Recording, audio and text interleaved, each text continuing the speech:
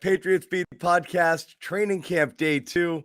Alex Barth, as always, here. I'm John Zannis, and that handsome fella up there in the corner is Mike Giardi from NFL Network, formerly NBC Sports Boston, formerly New England Cable News. It doesn't matter. He's here. He's here to, drop some knowledge about some of the stuff he's seeing. We're also going to hit up Mike. He spent some time covering the team's number one rival, the Buffalo Bills. We'll chat a little bit about what's going on over in Bills land as well. The Pat's primary competition, you would say, in the division, or the team that everybody's chasing. But we'll start with day 2. Much like day 1, really light day, another kind of like heavy red zone day, a really similar feel to the 2 days, but this was like a revenge of the defense sort of day, particularly late. So, the question's going to be, and again, you can't make too much out of what you're seeing here. That's a caveat with everything that we're going to talk about here. But when you're watching the offense struggle like they did in the defense, we're talking 10 straight incompletions until they finally got one on a pick play that may or may not have been pass interference there to get Henry into the end zone. Only 1 for 11 in those competitive drills at the end. So the defense really had their day. Mike, you start with that, and then I'm kind of curious your other thoughts so far in the first 2 days of camp. Yeah, a couple times it appeared like, there were sort of the coverage sacks. I think a couple times too, and it's, they'll never say to us, but it looked like a couple of them were sort of designed scrambles, as if, hey, you're not allowed to throw it yet. Now, rotate, move. But look, we always say this almost every year, that the defense is ahead of the offense. And yesterday we didn't get that feel. In fact, we had some people telling us, well, look, man, 7-on-7s especially are tilted towards the offense. It would be something if they didn't have success against us. Well, today at that last period there, you saw some issues with some separation, some spacing issues, which are all things that I think can be ironed out. Obviously nothing to panic about or anything like that. It's just, it was interesting because I think for me, particularly when I look at the Patriots corners, I say, okay, Jalen's a solid player, but he's not a star by any means. And you're trying Terrence Mitchell opposite him. You played Marcus Jones in the slot today because John Jones obviously is still on the pup. So there are certain things that are going on there that you say, well, the offense should be able to take advantage of that. And they, for whatever reason, were not able to today. Right. And so, Alex, but piggyback on that, isn't that, I'm not going to say concerning. You're not sounding alarm bells here, but if cornerback position is clearly an area of concern entering training camp, you'd feel better about the receivers if they're consistently beating these cornerbacks because you're not really sure that they can remain competitive. But to see those separation issues again, even early here with no real pads and no contact, you're not even worried about jamming people or getting physical with them there. And they weren't able to separate at all there. That was definitely eyebrow raising.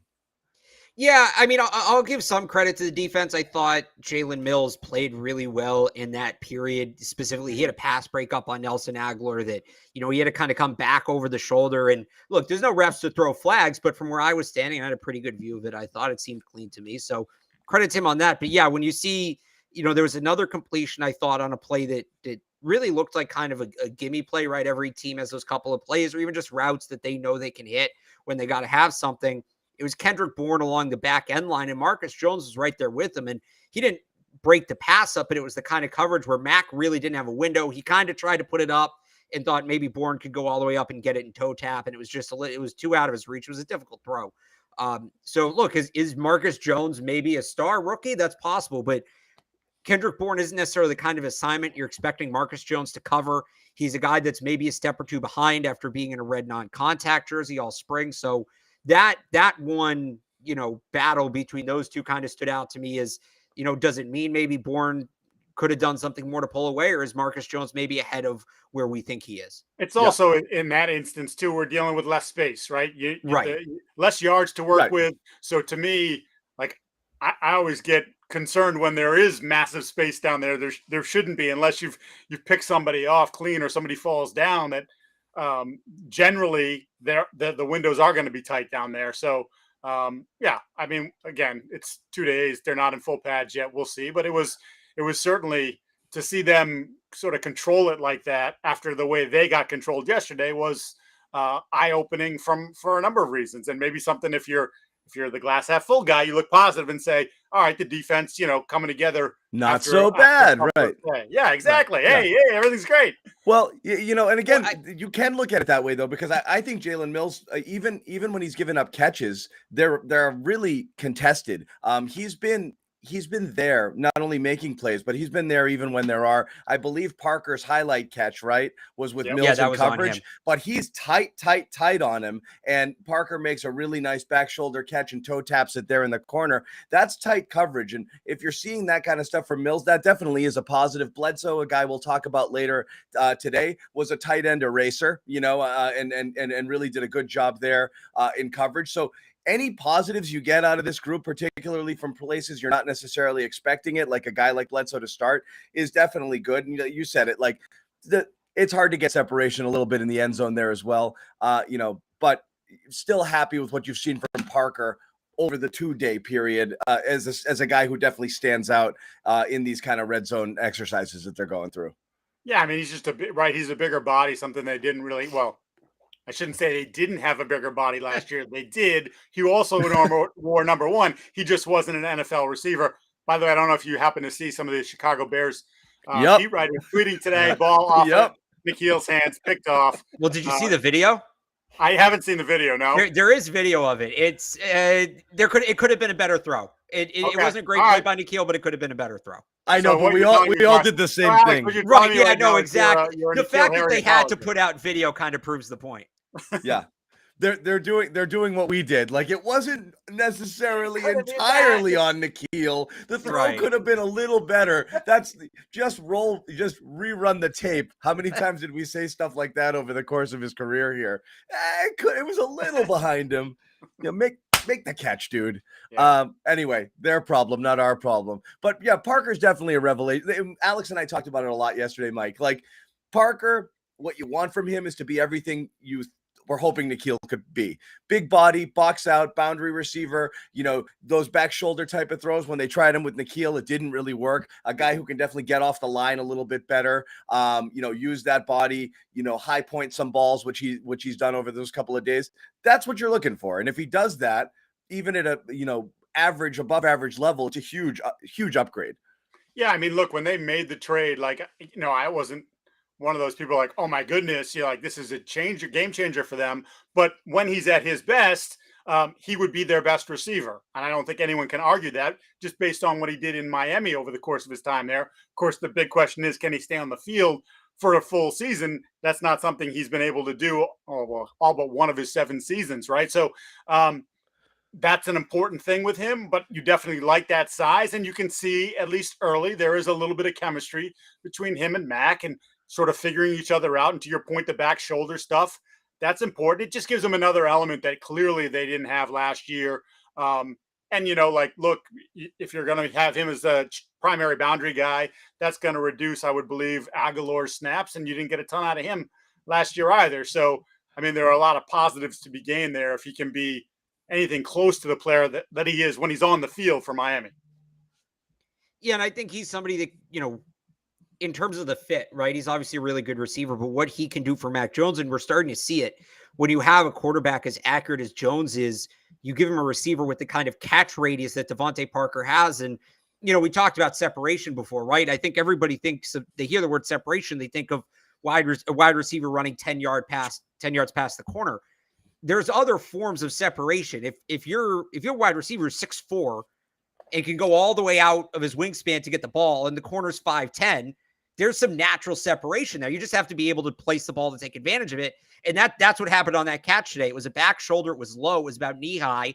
And like you said, Jalen Mills was right on him, and Mac knew where to put the ball. It highlights the chemistry, and Parker was able to go down and get it. I mean, he had to reach a long way, but this is why they gave up a 3rd-round pick to get him. He's a guy that can give you those sort of opportunities offensively. That's what they were hoping N'Keal would be. That's an element they really haven't had in their offense since Rob Gronkowski left. I mean, that's something Rob Gronkowski is really good at. So I'm not saying Devontae Parker is going to be Rob Gronkowski, of course, but I think they have been searching for that. Mac is the kind of quarterback who can benefit tremendously from having that sort of skill set in the offense. And early on, that's been what stood out the most to me about Parker, is that's what he does. He goes away from his body, out muscles the defensive back, and goes and gets the football. I would say one thing too, piggybacking off that, when you mentioned like that's why you go out and get someone. They also went out and got him because the cost wasn't extensive. And I'm not just talking Well, about in yeah. terms of draft pick compensation, but what he's owed. 2 years, $11 million. If he becomes the guy that's on the field 15, 16 games and gets you 65, 70 catches, then that's a massive bargain by NFL standards, especially as we've seen with the way the wide receiver salaries have gone crazy. And then, again, now you have in your system for a full year, and then you can decide, hey, this is a relationship we want to continue. Let's take a couple of years onto this thing, give you a little bit more money, spread out the cap hit, all that kind of stuff. But just another part of the way they do business down there in Foxborough. There's value in the player's contract, and I think that made it more palatable to make that acquisition. Where do I draft him? That's a good question. I mean, it's the risk factor, right? Of the injuries with him and the soft tissue stuff that, look, usually these guys, either they figure it out, and look, it's a different position, but Willie McGinnis had all those issues with the hip and the hamstring and the groin. And well, he found TB12 before it was TB12, and he got rid of those issues. Some guys, they find, hey, like the way I'm training doesn't work, or I need to spend more time on this. And with Devontae, it's not always been the same thing, but there has been a lot of that stuff. So, I don't know if that means it's just that's the way his body's built and he can't change some of this stuff, or that he's just, I'm going to train this way. And, if the hamstring goes, the quad goes, that's just the way it is.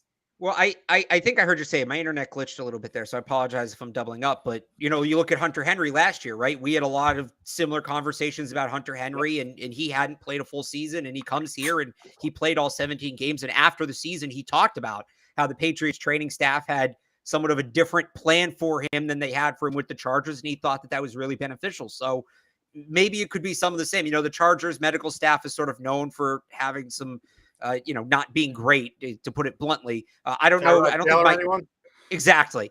I don't think Miami has that same reputation, or maybe that same lack within their training staff. But the Patriots, we've heard other players say things are done differently with the training staff in New England, and it's benefited them. So whenever they pick up one of these guys, like you said, where it's soft tissue things or things that it really just feels like load management driven issues. I don't want to say I totally ignore them, but I look at it as a thing that's a problem the Patriots traditionally have been good at solving. So it just adds to kind of the value of picking up the player, where teams may devalue him because of his injury history. But if you think that you can manage that better than it's been managed in the past, it becomes less of a negative. Yeah.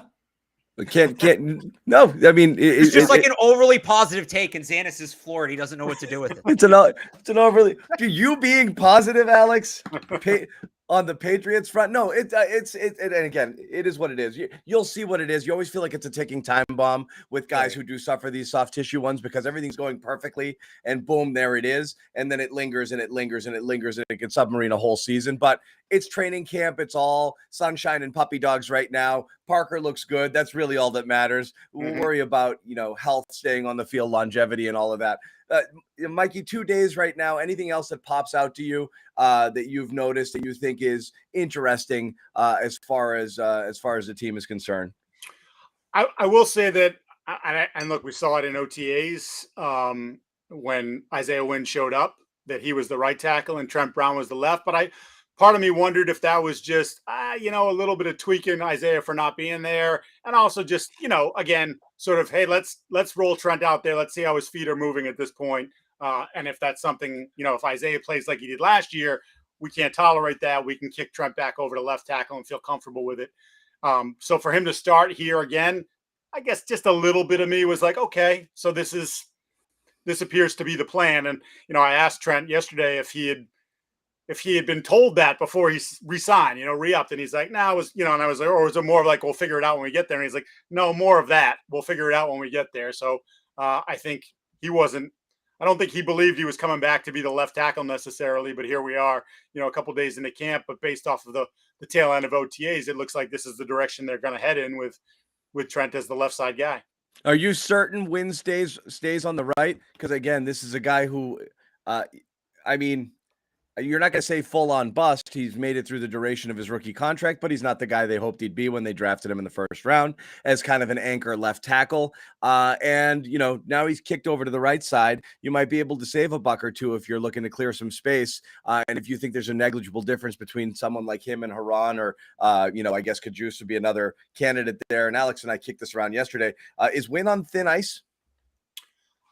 I guess that's one of those things that wouldn't surprise me. And I felt like, and he didn't come out and officially say it. And I don't think he leaked it to anybody, but just his overall tone when we talked to him in June was that he wasn't all that psyched about being a right tackle after being the left tackle since the day he walked in the door here. And I don't know if he's, again, we haven't talked to him yet so far here in just 2 days into training camp, if his attitude has changed at all over the last 6 or 7 weeks, or maybe we just caught him on a bad day. I mean, those things are possible too. But yeah, I guess that wouldn't, you always start to look at pieces like Isaiah, or I think we talked about in the spring about Damian Harris, just because you draft 2 running backs and Ramondre has got a lot of momentum and was really good for you last year when he figured out like the conditioning part of it and ball security, that like, oh, this guy can be the real deal. So you look at someone like Damian in the last year of his contract and you say, well, if somebody has an injury here this summer and they call you on August 20th and say, hey, we'll give you, you drafted him in the 3rd round, we'll give you a 3rd round for someone who you're probably not going to re-up next year because you don't want to pay that second contract for a running back. Would they do it? I wouldn't be surprised if one of the other guys, one of the young kids, shows that they got a little something there. And I guess the same holds true for Wynn. If they look at Haran and say, hey, he's 93% of Isaiah and we're paying him $1 million. That's exactly 10, right. Yeah, then we can figure this out. We'll be fine. Those are the things that I think in the past they've always done. They've always or looked to do. So yeah, that wouldn't totally shock me. Yeah, wouldn't totally shock me as well. In terms of other observations, people in the chat are already asking. The defense played well. One of the guys we talked about was Joshua Bledsoe coming in here. I counted 3 incompletions that he forced. One to Jonnu, one to Asiasi. Ripped the ball out from Keene there as well. I thought he was pretty solid. Any other defensive standouts today, guys? Because people are asking. The defense dominated. What did you like? Go ahead, I'll just say, yeah, not necessarily in terms of what he did, just because by the nature of the linebacker position, no pads, it's tough to say, oh, he made all these plays. But Raekwon McMillan seems heavily involved with what they're going to do defensively, and got off to that great start last year in camp before tearing his ACL. He seems to be kind of right back in the picture, picking up where he left off. Bill raved about him yesterday, called him a signal caller, which is big. If he's a green dot candidate, that could mean he's going to be on the field quite a bit. Called him a multi-positional player. Maybe they plan on playing him on the edge a little bit. So not a standout in the sense that he made a bunch of plays, but a guy that just when you put all the puzzle pieces together for what we've seen so far, seems like he's trending in the right direction. Yeah, not easy for the guys in the front 7 when there's no pads on to make that kind of sort of impact splash play type things. Every once in a while you'll see them get a hand on a ball or something like that, and you say, okay, that's nice. But by and large, you're right. It's more about his usage, I guess, early on, and sort of the compliments that Belichick has heaped on him. I would go back to Bledsoe and just say this: if he wasn't sort of damaged goods coming into the draft, he was probably a early day 3 guy. And maybe we look at him differently, or fans might look at him differently and say, well, it's a 6th rounder versus a 4th rounder. But you look at that position, and while they've invested heavily in the sort of box safety types, Devin is 34. He'll be 35 in a couple weeks. If somehow, some way, they found a diamond in the rough in Bledsoe and he comes back to be the player that maybe some people thought he was before all the injury stuff, then that would be a massive piece for them going forward, because clearly that's a position that you have to circle for the long term and say, like, what's the answer there? I think, and again, it's early, but sometimes I still watch Kyle in space and coverage, and to me, continues to reek of he's a box safety, and he can be a damn good one. I thought last year he started to play better in coverage when they played more zone, but I still think in their heart of hearts, and they might have to be different this year because of personnel, but I think in their heart of hearts, they'd still rather be a man football team or be able to trust that their guys can do that. So I don't know if that's something they want to commit to long term. I think Adrian has also proven that, yes, he can play a little bit out there in space, but I think, again, more of a box safety. And, for all the excitement, for some of the excitement about Jabril Peppers, he's never really proven to be anything more than just a guy in this league and someone who's, obviously a valuable piece on special teams. But I don't know that I look at Jabril Peppers and say, oh, that's the guy that will replace McCourty down the line. I mean, anything could happen. Obviously, this year we'll get a close look at him, but by and large, I think if Bledsoe can develop, then that would be a great thing for the team to not have to really look at that position and say, we got to draft somebody pretty high to fill Devin's role. Wanted to move on to Mac because, somewhat lost in these first couple of days because we were so much focused on, the receivers and how they're doing, is just how's Mac doing? And again, there's so much obsession. It's so funny because last year one, when it was a battle, you're tracking every single completion, incompletion, how's he look, and obsessing over it. But it feels like everyone's like, no, he's fine. He's going to be perfectly fine with no concern at all. Now, again, get the caveat. There's no pads, blah, blah, blah, blah, blah. I don't see him missing too many open guys. I don't see him missing throws. Everything that happened, I felt late when the offense couldn't get anything going. There really wasn't anybody to throw to. I think he held the ball as long as he could and, threw it high in the back of the end zone where it can't be picked off or whatever. But those are the plays you want to see them make. And in fact, you don't mind them taking some risks in training camp because you want to see what you can and can't get away from. Your boy Jimmy G used to do that a ton, and he'd get 3 and 4 picks. And it's like, I'm just messing around. I want to see what I can do. It's training Right. camp. I'm trying to fit some in there, and that was the vibe. It's like, I wouldn't make that throw in a game. So Mike, I'll ask you on a man crush level from 0 to Jimmy G, where are you on Mac Jones right now? Yeah, I'm probably 8.25. Yeah. I really like. Look, I thought last year, and I was consistent with this, I thought he was pretty good last year. Yeah, there were some obvious highs and there were a few lows. And he faded a little bit. Yeah, but I thought there was good consistency there. I thought, the back half of the year, they really struggled, and he struggled against pressure. But some of that to me was just about their inability to beat pressure. And I'm talking about the guys on the outside. I'm talking about someone like Jonnu, who, I think they thought they could scheme him up and get single coverage. And, obviously Belichick raves about him run after catch and make some plays like that. And he just, for a bunch of different reasons last year didn't go well for him. So I thought some of that obviously has to fall on the quarterback, but I thought if I had to place the blame game, I put more on the guys on the outside and their inability to separate. So,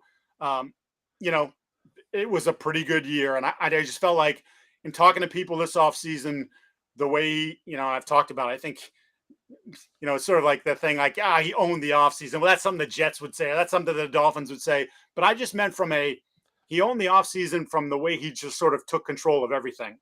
And I think you heard some of that from Belichick on day one, raving about him. I think you're hearing that from his teammates, that it's his team or it's eventually going to be his team. Well, quite frankly, it is his team. And I think he proved that this summer with sort of his commitment to it, and not just going and throwing to Parker and Kendrick, but throwing to Montgomery and Wilkerson and Little John, whatever his name, Little John Humphrey.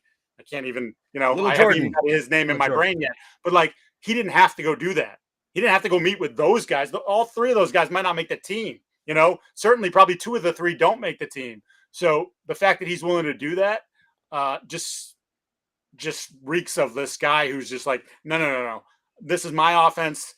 These are my guys. This is my team. And I know, there are 21 other guys out there, offense and defense. We got special, but this team is if they're gonna elevate, it's gonna be in part because of me. And I think he's ready for that. It goes back to something I said coming into camp that, people would always say, well, what are you watching for Mac? What do you want to see for Mac in year 2? And I always say confidence. And not that I think he wasn't confident last year, but you remember this is his first camp as a starting quarterback in the NFL, right? It's his first offseason. This time last year, he was competing with Cam Newton. So he feels like in terms of relationship with the receivers, Mike, like you were talking about, he feels like he's been here for 3, 4, 5 years in some ways. And even on the field too, that confidence, we've seen it. And again, it's early, but he's testing some windows he may not have tested last year. He's making some throws he may not have made last year. And look, last year he's competing for a job. He's under a microscope, all of that. The results really matter.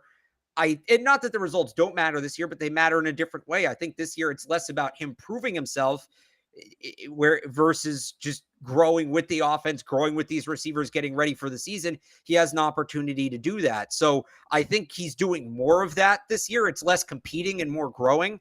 And it's going to, I think it's going to have tremendous results for him once we actually get into competitive football. Yeah, I just add a couple things on top of that. So I think in these 2 days, I've seen him make one throw that I like. I was like, I don't know that I'd make that throw. But to your point, was that just can I squeeze this ball over the middle in between two defenders? It ended up incomplete. 20 yards past everybody when the ball got through. It was a dangerous throw, but okay, fine. You can take that sort of risk there in the situation. You're not hurting anybody. And the second thing I want to say, and I kind of push back against this narrative that, is Mac, and this was before the draft even last year, well, is he almost maximized as a prospect? Because physically, there's only so many things he can do. And I really kind of hate that concept. How many 22, 23, 24-year-old guys have maxed out?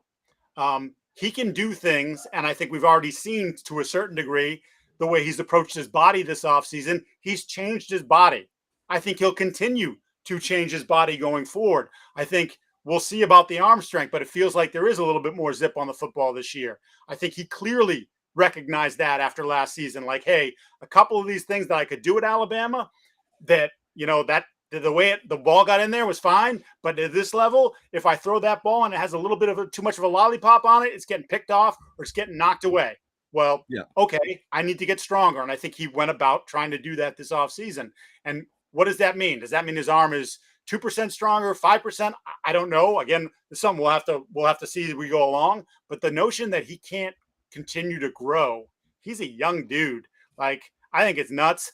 And I mentioned this on another podcast I was on, but I think it bears repeating, and people will get mad because I'm going to say Tom Brady's name.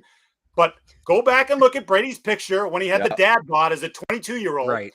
Go talk to people about his rookie season and how he threw and how his body handled everything. Mind you, he wasn't even playing his rookie season versus what he looked like in year 2. And then obviously we've seen the transformation over the course of time. So he could transform his body. Yeah.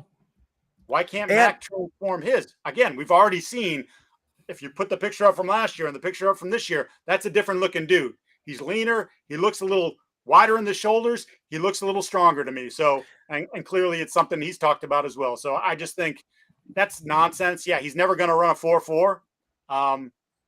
But I'm fine with that. He ran a 4.8, by the way, which is not terrible, we saw it. And I talked to people in the offseason from around the league, and it's he's more athletic than you guys give him credit for. Yeah. And I think just go back to the Buffalo playoff game. He made a couple plays with his feet in that game that, if you're riding the narrative from the start of the year, he would have never been able, he would have taken the sack. He would have tripped over his own feet and fell down. No, he looked pretty fluid. I mean, he's a former tennis player. The dude's got some athleticism in him. He's an athlete. He's an athlete. Haven't given him credit for. Yeah, and again, it's not just right. He dedicated time to his body, which makes a big difference. Also, he's just going to get man strong. That's just going to happen on its own. You look at Brady, the RPMs on his ball. As his career went on, he was able to drill the ball into tight windows where before he was just kind of more of a And so, last year, Mac looked a little bit, he had a little Chad Pennington in him with just some of these balloon throws. And the amount of time it took him to get rid of the ball got worse as the season went on. You wonder how much of that is in his head thinking, I'm not going to make that throw, so I'm going to hold it. I don't have that. I can't zip that one in there. And so it's just confidence. It allows you to take more chances, try to push the ball downfield. If you're really worried that it's not going to get there, you're going to end up being more conservative. You're going to take some sacks. You're going to make some bad plays. So that's huge for him. He has to feel good about his body. And you can see it a little bit. You can see a little bit, more on the ball, I think, already this year. Yeah. And there's a little swagger there too, which I think, again, he's got it. is a really good thing for a quarterback. I want my quarterback to have a little bit of that. And I think he does. And look, again, I don't want this to get aggregated and someone's going to put words in my mouth or trying to twist it. No, he's not Josh Allen. There aren't too many Josh Allens, 6'5", 240 with that athleticism who can throw the ball out of the stadium. No, there aren't too many guys with Pat Mahomes' arm who can roll this way and throw the ball back that way. But to say that he can't be a top 10 quarterback because he doesn't have some of those natural things, I think is silly. Yeah. Uh, Moving off Mac, I want to cover a couple things, Mike. I know you wanted to talk about as well, but people are super interested in the play calling situations. Again, it seemed primarily Patricia today, though you did see hints of Bill Belichick getting involved, and he was calling plays during those team drills there at the 11-11s. Alex, I know you were talking about it because I was right next to you at camp, whether Joe Judge was stepping in and calling some plays as well at a time, but it still looks like he's primarily a position coach. I don't think they're necessarily competing for the OC job here. It really looks like it's Patricia, and Judge is mainly involved on the positional stuff. It is interesting, again, how focused Belichick is on offense, and I can't remember which defensive player said it today, but one of them, Butler. Malcolm Butler talks today, and he's like, Belichick, man, where'd he go? Like, this was my guy. He's our defense guy. He used to tell us everything. Like, and he's all offense now. Where's the love? You know, he felt like, you know, he was like a jilted lover. He's like, Bill doesn't like us anymore. Is this just in the early days, you think, right now, that he's focusing heavy on, you know, okay, I don't have an OC, so I want to make sure shit goes right, and it's a new situation for everybody. So in the early going, I'm going to be there, but then I'm just going to kind of let you guys, you know, spread your wings and fly, and he's going to kind of go back to more of his normal role. Yeah, I mean, it's going to be really interesting to see. And when I kind of think about this question, right, I go back to what Bill said at the beginning of the week, that this is still an extension of the spring. It's still a teaching camp, and the competitive stuff doesn't begin until Monday. They have some pretty good teachers on the defensive side of the ball in Gerard Mayo, right? Steve Belichick, DeMarcus Covington. He may feel more comfortable with those guys on that side doing the teaching stuff.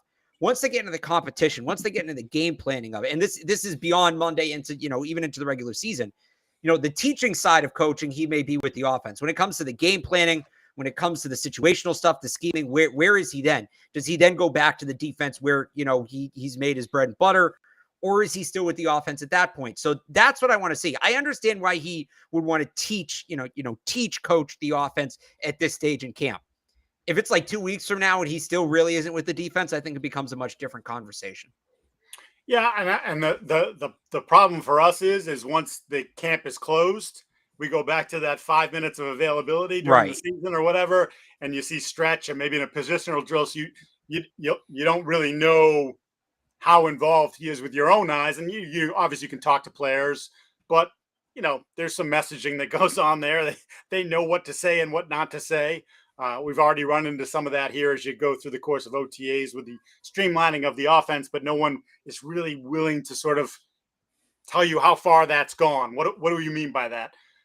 So yeah, I think that would be something that would catch my eye a little bit. But again, to your point, Alex, knowing you have someone like Mayo, and for whatever you think about Stephen Belichick as sort of the defensive coordinator, the de facto defensive coordinator, there is respect for him from players for his knowledge of the game and the way he teaches the game. So yeah, there are people there that he knows and trusts pretty implicitly. I know he jumped in last year at various points, but like generally I think there's a good feel for that side of the ball defensively. But yeah, you got to watch over I'm turning over my quarterback to Joe Judge, and I'm turning over the offense by and large to Matt Patricia. How does it go? I want to be there and watch it. I want to see how they communicate. I want to see what players are saying. You know, how are the interactions going? Because he's got to kind of keep an eye on that to whether it's working or not. And hey, reinforce, keep doing that. That's working. Or you know what? That thing that you were doing there, let's not go there again. But it's on him if it doesn't work, because he's the one who stubbornly didn't go get I think he embraced it though, right? I think part of it is Bill being like, fine, you know, like we've done this before. And I know it was different. We did it with Bill O'Brien. We did it with Josh, or we did it with Flores. Like, but those guys I hear you. It's just Patricia being who he is. Side of the ball. Yeah. So it's certainly different. And he's just like, fine. Hi, who are you? Yeah. Hey, what's your name? Matt Patricia. What do you do? Defensive coach. Great. You're running the offense. I'll see you later. You know what? Yeah. I have been trying to find. I don't know even how to search this. If any coach has ever been on separate occasions an offensive and defensive coordinator in his career. Yeah. There's been like head coaches that have called both. History was Raheem Morris, right? Now I don't know that Raheem was the play caller though. He switched in Atlanta from offense to defense to offense at one point, and then went back to defense with the Rams.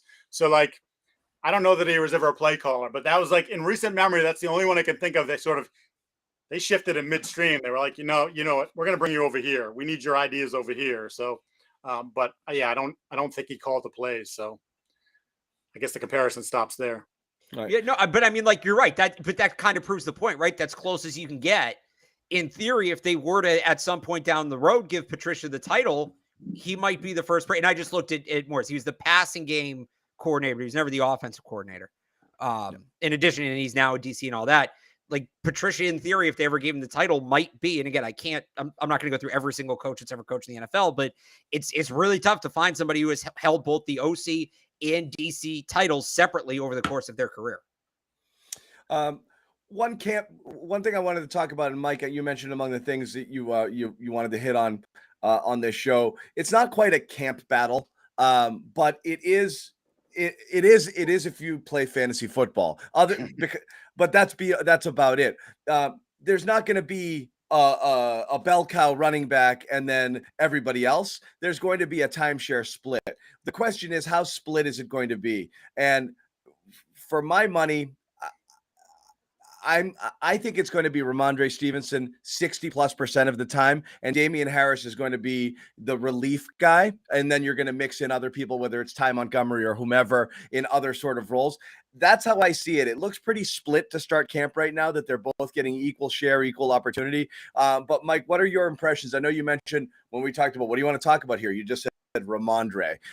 Is this kind of your feeling too on how he's going to be used this year? Well, I think it was interesting. Two things from him today about how much time he spent working on being a better receiver. Yeah, I think it was part of his focus late last year. I think he clearly like, this is something I got to work at. And he spent more time working on that in the offseason. And I think he looks pretty natural, again, in shorts and T-shirts, but he's looked pretty natural over the course of the spring and now we're here into the summer. And the other thing I would say is down to 225. So he's down about 7 pounds from last year. He looks quick and spry again. But he still feels like he has the power. And obviously that's something that, all of our eyes went, oh my goodness, this guy, he has that sort of desire to just rip souls apart, lower the shoulder, run through you, sometimes just seeking out that contact versus running away from it. So I'm curious to see that part, but he said he still feels strong, like he's just sort of redistributed the weight a little bit better. The thing to me here is the James White is a big question mark. I know they gave him a contract. You look at it, there's not a lot of guaranteed money involved. We didn't see him in the spring do anything of value. And here we are again a few months later, and he's still on PUP. I know our boy Mike Reese went to an event, and he's still walking kind of funny. It wouldn't be shocking if he was a camp retiree, would it? No, it's kind of where I'm going, and I don't have any insight on this one. I've been letting it breathe a little bit with James because I know how important the game is to him. I don't want to be down his throat, like what's happening, what's going on now. But you do wonder. It was a serious injury. The respect between the organization and James is such that, hey, James, do your thing. Take your time. If you can come back and you can make it back, that's wonderful. We're more than happy to have you back. But if you take this time and it still doesn't get better, then we can discuss other options. But he is a Patriot, through and through. I think Bill feels, very strongly about him. So I don't think there'll be any pushing there of James White in any direction other than the direction he wants to go. But I think in saying that, there's a huge void.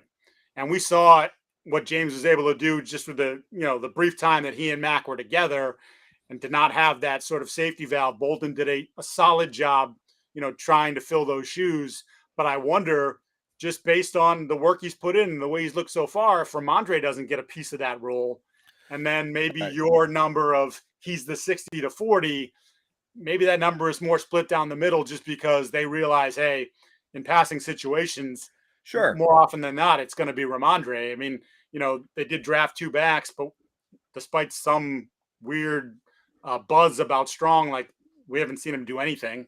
So I don't know that you can project those guys anyway. And I would also say for a young player, a rookie, to assume the passing back role, I don't think that's ever happened here. I think you go back to when Bill first got here and you go through the guys, you go through Falk, you go through Woodhead, you go through Vereen, all those, then James, all those guys had to wait or in Woodhead's case, he was with another organization before he came here, before they came the guy. So I don't know that Bill's ever been sort of like, I'm going to take this rookie and I'm going to put him in the third down spot on a regular basis because I got to trust him not only to catch the football, but then when we keep him in, he's got to be able to read and pick up the blitz. Like, that's a big role. They'll tell you that, a million times down there. That's actually the more important thing first. Show me that you can pick up the blitz before we worry about whether or not you can catch. I think maybe now they've already seen some of Ramondre and say, okay, we feel comfortable with that player in this role.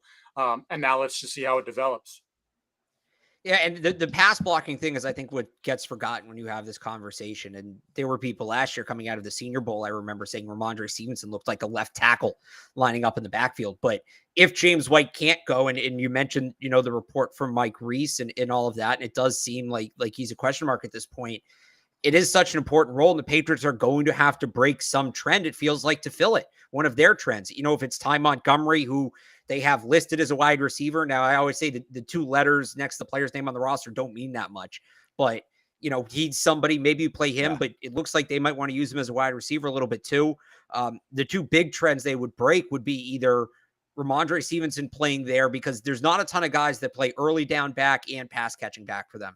Rex Burkhead's the one guy that comes to mind, but generally it's one or the other. And if you do that, is Ramondre playing both, or is he just catching passes and then it's more on Kevin Harris's plate? Or the other trend they would break would be they never put rookies in that role. James White had 14 touches his rookie year.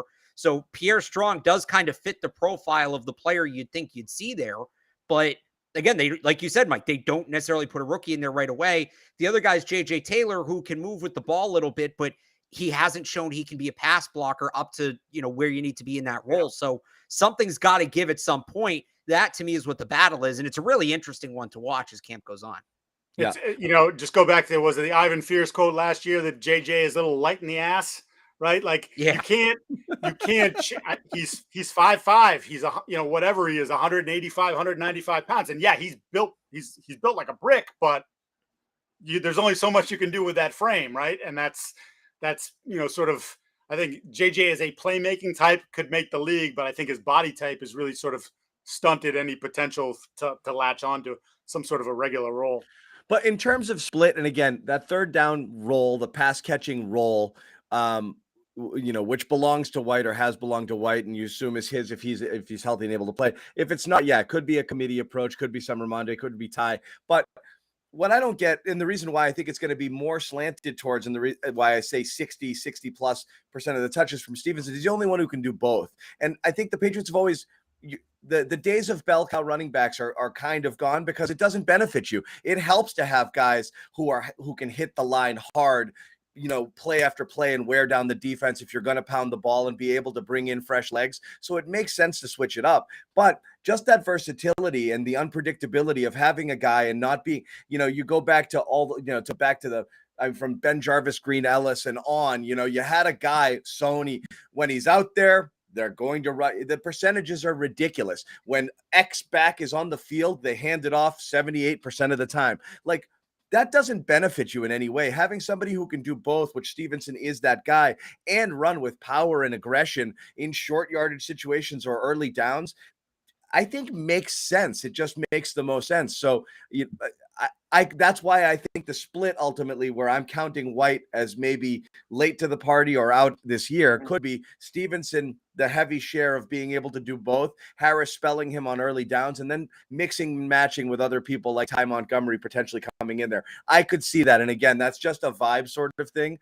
But I wonder whether the Patriots want to go back to that, where they do have a versatile back who can do more than one thing. I mean, it surely would help your offense just to have that extra question mark in the defense's mind, as opposed to what you're saying when Sony was on the field. It was like, we're giving the ball to Sony. That's just how it's going to go. The other thing I just want to mention about Stevenson is he has the potential to be the best back they've had here in a long time. Yeah. With the combination of the power and speed. Yes. And again, we'll see how the body change, and losing the 7 pounds or redistributing, as he said, how that works. But I said it, he reminds me a little bit of Corey Dillon, like prime Corey Dillon, because of that, the way he runs angry. But when I think people might forget, young or prime Corey Dillon was explosive as well. There was something with his feet that was You just go. I mean, plug in the 2004 game tapes. He was a beast, and I could see that for Ramondre. Maybe never going to be the guy who gets 1,700 yards like Dylan did or close to it, because to your point, John, they don't want to do that.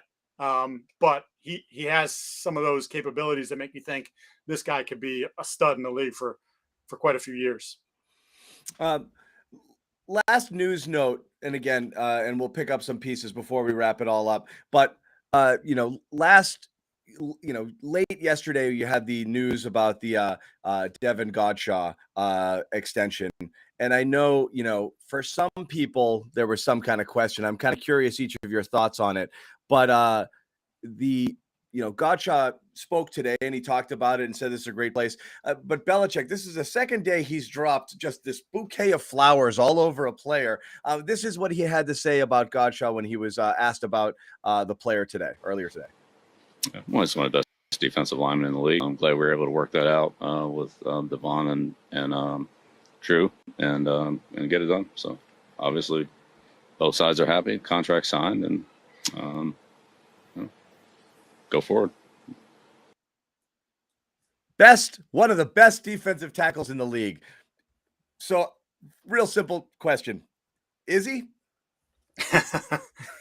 Well, how do I phrase this?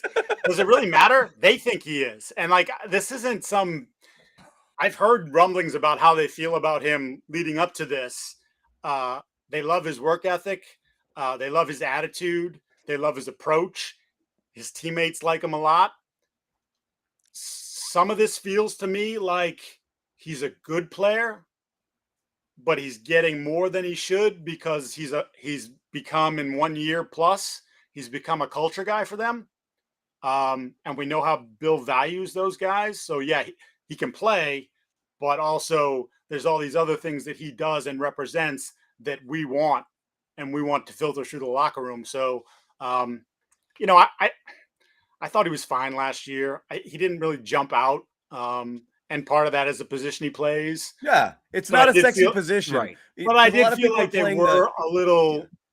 They weren't as bad as they were against the run 2 years ago, but they weren't very good against the run last year. And you could throw all kinds of numbers at me, but tell me when it mattered, were they able to stop teams? And I don't think they did a very good job of that. And, I tweeted this out yesterday. I talked to a source inside the organization, was like, that wasn't really on him, or wasn't on him. And that you guys kind of don't see the value in the player. Clearly they think the player is something. I don't know when they say he's one of the best. Is that like top 5? Is that top 10? Like maybe we'll ask Bill the next time we talk to him. I'm sure he'd love to tell us. He loves to rate guys. Like, well, Bill, is he Aaron Donald and then is he in the next group or what? Well, remember the best player in the NFL at any given time is the player Bill Belichick was most recently asked about, right? He loves doing that. I kind of read this as, did he say defensive tackle or defensive lineman? And it's kind of a nuanced thing, but when I watched Godchaux last year, he played nose tackle in Miami. He was brought in here to play nose tackle, but I thought he played some of his best football, in the 3 technique or the 5 technique. Matt Dolph, who I work with at 985thesportshub.com, invoked Ty Warren's name kind of as a comparison there. So I kind of look at this and I wonder if they maybe plan on putting more on his plate moving forward. And if it's not going to be just that, 2 down run stopping nose tackle role. And if they're going to try to make him more of a 3 down player. He was asked after practice, after Bill made those comments, he said, do you think you're one of the best defensive linemen in the league? And he said yes, and he should say yes. Every player in the NFL should think they're one of the best. You need that confidence to play at that high of a level. But he was asked why he thinks he's one of the best.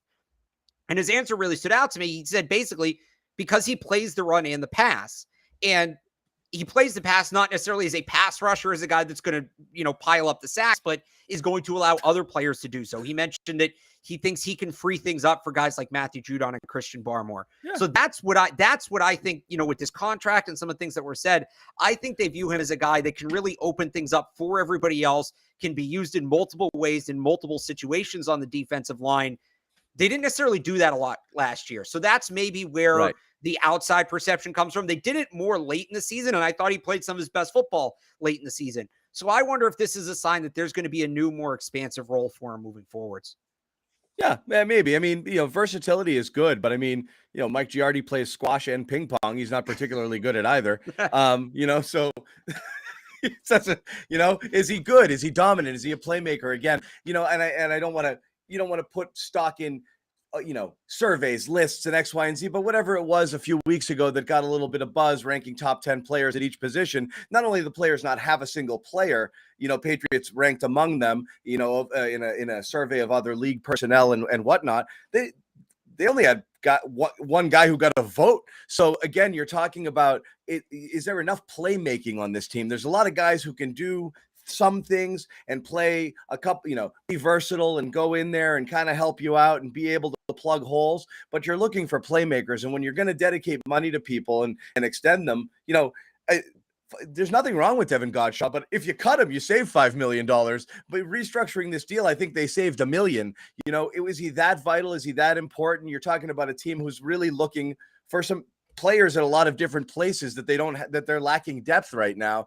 And to be throwing at money at what seems a bit of a luxury item, again, we don't see what Bill sees. You have to trust and believe in what he thinks. Isn't he now one of their top 5 paid players? I think. Yes. He had a $10 million cap hit entering the season. So he already was. So again, they extended him. They don't have to worry about this position. They didn't draft at this position. So I understand maybe having a little bit of stability. Let's say you do draft a guy next year. You might have to wait a year before they can play anyway. So now you don't have to think about that as much. You do have a little bit of, insurance there. But again, you're just, the money is finite in this league. I know you can manipulate it and move it around if you need to, but you got to spend. You got to spend at places you guys are going to make real impact. I'm not sure if Godchaux is that guy.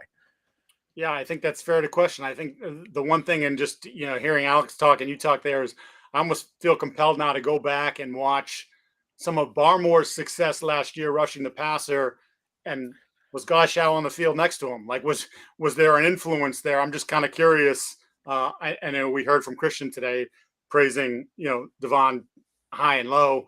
But I'm just kind of like, as I'm thinking about it, like, is he making an impact there, to his point, like where I'm freeing other guys up? Did he help free up Barmore to have, one of the best seasons an interior defensive lineman has had in a long time? If you go by some of the stat geeks and all the stuff that gets out there in terms of pressures and things, he was, I think, only, what was it, second to Aaron Donald? It was something like that, and like in his rookie season. So, kind of curious now.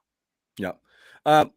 Final thoughts here before we wrap it. And again, we have 2 days of kind of pretty mellow stuff, so not a ton to see. And really, as we've discussed here, you're not really going to see real competitive stuff until Monday when they put on the pad. So a lot of teaching days ahead here. So it really is hard to kind of make any real determinations outside of who's playing where, what type of groupings you're seeing, and things like that. And we've kind of definitely seen a few things take shape.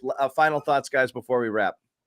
I think one thing that jumped out to me today, and there's a lot of things to watch. You're not specifically focused on two guys for the entirety of practice, but at one point I looked up and the scout team had Cam McGrone and Ronnie Perkins on it. Yep. And we heard a lot about both of those guys in the offseason. And again, I can couch this and say, like, the front seven guys, it's really hard to make an impact in this environment right now. We'll see them put the pads on Monday, and then you might have a better feel for it. But that just, made me raise my eyebrow a little bit, because we've definitely heard a lot. And when you start to look at the pieces that they have at some of these spots, I would think at least one of those guys, of those two, would need to be a player for them and make some kind of impact this season. So that just kind of caught my eye early. Yeah, I'll go with more of a deep cut. I've been getting a lot of questions about the sixth wide receiver, Trey Nixon, little Jordan Humphrey, Christian Wilkerson, and that really is the battle for that last spot. And when I look at that, I think it's not necessarily going to be who's the best player. They all give you something a little different, and what do the Patriots want with that roster spot? The biggest uphill battle for Nixon and Humphrey both, to me, was neither of those guys play special teams. Little Jordan Humphrey's logged 52 special team snaps in 3 seasons. Trey Nixon didn't play last year. He didn't play a ton of special teams in college at UCF. So meanwhile, Christian Wilkerson, the third guy in that conversation, it looks like a great special teamer. That might be the best part of his game. So I think those other two guys are going to have to contribute in the kicking game if they want to make the team. We saw the first 11 on 11, kicking game work today on kickoff and kick coverage, and Nixon and Humphrey were both out there. So I think you see that stands out in terms of if you are following one of those guys. And we got some questions about Trey Nixon, Little Jordan Humphrey in the chat today. If you're following those guys, that's a big step. They've got to succeed in the kicking game if they want a chance to make the team. And it looks like they're at least getting out there and trying it. Yep, fair enough. I think what's enticing about that particular battle is everyone loves speed, and Right. Nixon can run, and that's something that they've been dying for. And now you have Thornton, you have Aguilar, who's you didn't really unleash last year. The idea of having some guys who can get downfield is definitely enticing. So you definitely feel like the favorite among fans is they want to see Nixon emerge from this group and see if he can become something here. But again, early to see, and you're not seeing much from those guys, as far as the first couple of days goes. But lots of time to go. Mike Giardi's not going anywhere. He'll be at Patriots camp all day. You can catch all of his stuff on NFL Network, literally 24 hours a day. If you look up, Mike Giardi will be there, and you'll see his smiling face. So again, make sure you follow all of Mike Giardi. Smiling at that point, but yeah. Yeah. What's your first hit? 3:45 a.m. I've been here since 1. There's not a Dunkin' Donuts open anywhere. That's Mike's life. That's the life. This is the life we've chosen, right? Yes. It could be worse. It could be better. But I love it. So again, thanks, Mike, for coming on. No You see him popping on a few CLNS podcasts from time to time. I know he was on with Andrew Callahan earlier this week as well. So Mike, a friend of the network, thanks for joining us. Alex Barth, of course, his stuff, 98.5 The Sports Hub. He's writing on Patriots camp all day. Alex, what did you write about today? I've got the notebook up, and I did a podcast recapping training camp. I did day 1 recap with Bob Sosi, day 2 recap with Matt Dolliff. So those are both up on 985thesportshub.com right now. All right, please check that out. Again, new cast of characters coming in as this podcast rolls on. We'll have another episode tomorrow. Alex will be back with another mystery surprise guest. We'll let you know who that is tomorrow. Make sure you tune in, maybe around the same time-ish. Follow us, Patriots CLNS, on Twitter for notifications, or you can subscribe to our YouTube channel here, Patriots Press Pass. Hit that little bell, turn on your notifications. You will be notified when you go live. I saw some of you guys got in here late. Shame on you for that, but you can always watch the repeat as well. So again, thanks guys for hanging out. Thanks, Mike. Thanks, Alex. We'll see you guys